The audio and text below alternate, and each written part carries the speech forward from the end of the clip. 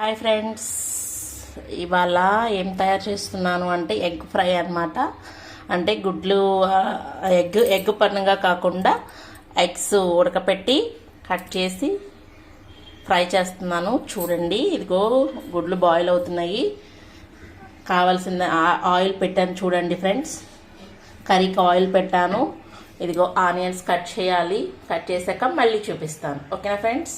ఇదిగోండి friends, cut చేసుకున్న ఉల్లిపాయలు పెట్టుకున్నాను కదా.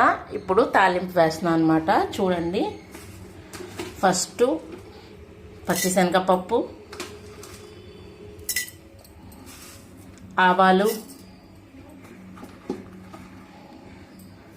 జీలకర్ర వేసాను. చూడండి ఫ్రెండ్స్, సారీ ఫ్రెండ్స్, ముందు చితకబట్టిన వెల్లుల్లిపాయలు వేయడం మర్చిపోయాను.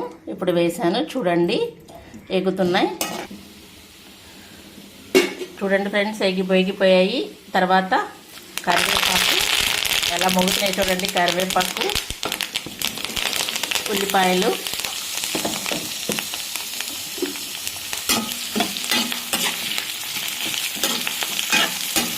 చూడండి ఫ్రెండ్స్, ఉల్లిపాయలు వేసాను.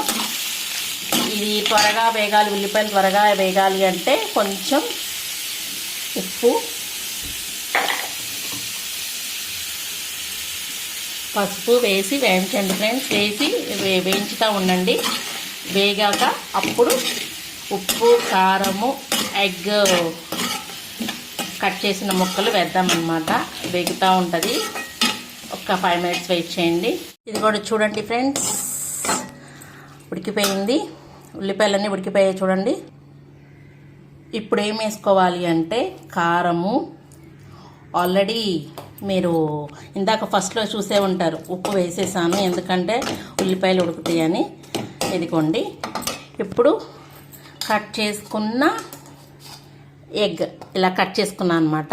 ఈ ఎగ్ ముక్కలు వేసేసుకొని తిప్పడమే. ఇలా తిప్పేసి ఉప్పు కారం పట్టేదాకా వేయించాలి. ఈ లోపల ఉంటాయి కదా, వాటిని సొన అంటారు, అవి ఇంకా వేయలేదు. అవి ఏంటంటే లాస్ట్లో వేస్తాను. ఇప్పుడు వేస్తే ఇరిగిపోయి మొత్తం పిండి అయిపోతాయి అన్నమాట.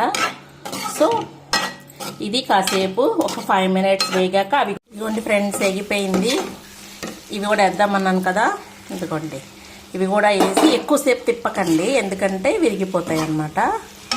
ఇలా ఒక్క 2 నిమిషాలు ఊరికే ఎలా ఉప్పు కారం పట్టేదాకా ఒక్క 2 నిమిషాలు ఉంచేసి ఇలా కట్టేయడమే అనమాట. విరిగిపోతాయి మళ్ళీ.